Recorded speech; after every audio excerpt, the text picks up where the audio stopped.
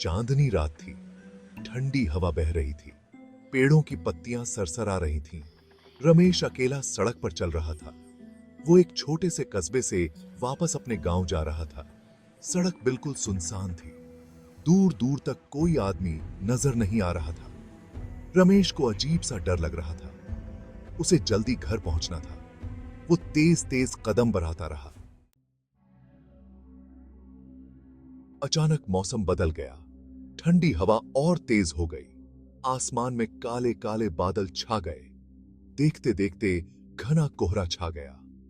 रमेश को कुछ भी दिखाई नहीं दे रहा था। वो एकदम से रुक गया। डर से उसके रोंगटे खड़े हो गए। उसे समझ नहीं आ रहा था कि अब क्या करे।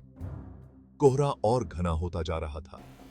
रमेश को अपनी सांसें भी अब भारी लग रही थीं। रमेश ने हिम्मत करके आगे बढ़ने की कोशिश की। हर कदम पर उसे डर सता रहा था। अचानक उसे एक अजीब सी आवाज सुनाई दी। ये किसी के हंसने की आवाज थी। रमेश वहीं रुक गया। डर से उसके पैर जम गए। उसने गौर से सुना। आवाज फिर से आई। इस बार वो और पास थी। रमेश की सांसें तेज हो गईं। रमेश ने हिम्मत करके आवाज की तरफ देखा। कोहरे के पीछे एक धुंधली परछाई दिखाई दे रही थी। उसे समझ नहीं आ रहा था कि यह क्या है। डर के मारे उसकी आवाज ही नहीं निकल रही थी। परछाई हिल रही थी। ऐसा लग रहा था जैसे कोई उसके पास आ रहा हो। रमेश पीछे हटा। वो चीखना चाहता था, लेकिन उसकी आवाज अंदर ही अंदर दब गई। अचानक रमेश का पैर किसी चीज से टकराया। वो गिर पड़ा। उसने ऊपर देखा। वो एक अंधेरे कमरे में था। उसे कुछ समझ नहीं आ रहा था।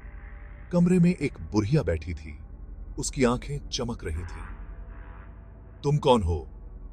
रमेश ने डरते डरते पूछा। बुढ़िया हंसी। उसकी हंसी बहुत खौफनाक थी। मैं यहां की रक्षक हूं, बुढ़िया बोली, और अब तुम मेरे कैदी हो। रमेश की समझ में कुछ नहीं आ रहा था।